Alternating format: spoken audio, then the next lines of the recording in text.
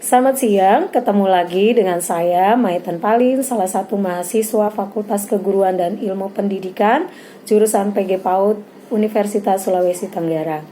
Pada kesempatan hari ini, saya akan menjelaskan mengenai sistematika penulisan karya ilmiah atau makalah. Seperti kita ketahui bersama, karya ilmiah atau makalah tidak asing lagi kita dengar, karena makalah mempunyai arti yaitu karya tulis yang membahas tentang suatu topik tertentu yang mencakup dalam ruang lingkup suatu masalah secara ilmiah. Dalam kalangan pendidikan, makalah juga dapat diartikan karya tulis pelajar atau mahasiswa sebagai laporan hasil pelaksanaan tugas sekolah atau perguruan tinggi, di mana makalah merupakan salah satu persyaratan penilaian untuk menyelesaikan pelajaran atau mata kuliah, baik berupa kajian pustaka maupun hasil kegiatan lapangan. Maka dari itu, pada kesempatan hari ini, saya akan menjelaskan mengenai sistematika penulisan makalah.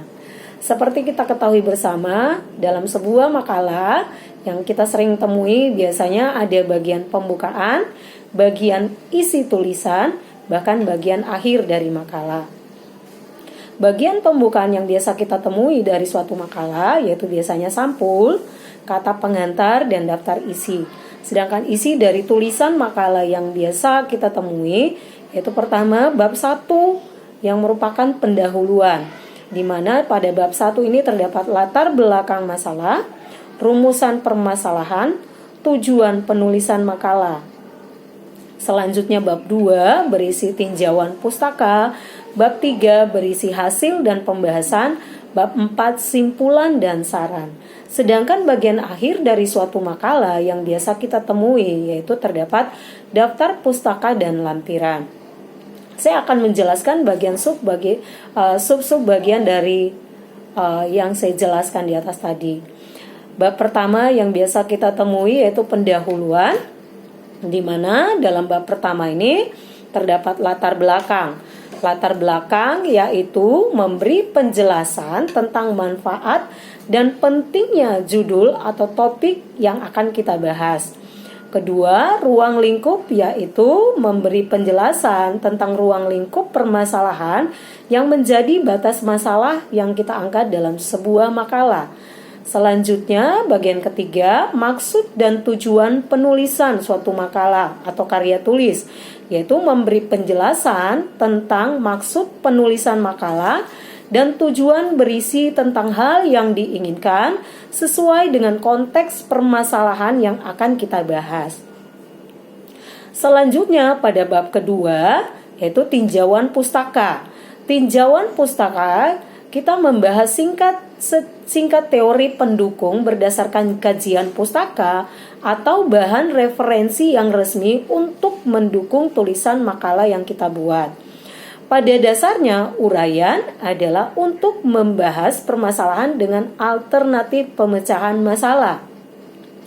Selanjutnya, masalah yang kita kaji, kita dapat dibantu dengan faktor pendukung dan penghambat. Bagian ketiga atau bab ketiga, hasil dan pembahasan. Di sini jelas di mana bab ketiga ini membahas tentang apa yang kita telah dapatkan sebelumnya. Bab keempat penutup. Biasanya di bab keempat ini terdapat kesimpulan dan saran. Pada kesimpulan ini menjawab permasalahan dalam bentuk ikhtisar permasalahan. Sedangkan saran yang merupakan usul atau pendapat dari penulis yang mengacu pada materi pembahasan dari makalah yang kita buat. Sedangkan bagian akhir dari suatu makalah atau karya tulis biasanya terdapat daftar pustaka.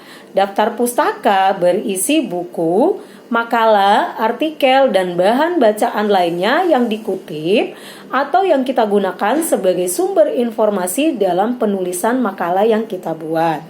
Adapun hal-hal yang diinformasikan dari sebuah buku dalam penulisan daftar pustaka meliputi nama pengarang, tahun penerbitan, judul dan subjudul jika ada, terus tempat penerbitan, nama penerbit. Demikianlah yang dapat saya sampaikan mengenai bagian atau sistematika penulisan makalah. yang baik. Saya rasa dengan adanya hal demikian membuat kita untuk belajar mengerti lebih lagi bagaimana penulisan sistematika dalam penulisan makalah. Lebih dan kurangnya mohon dimaafkan. Terima kasih.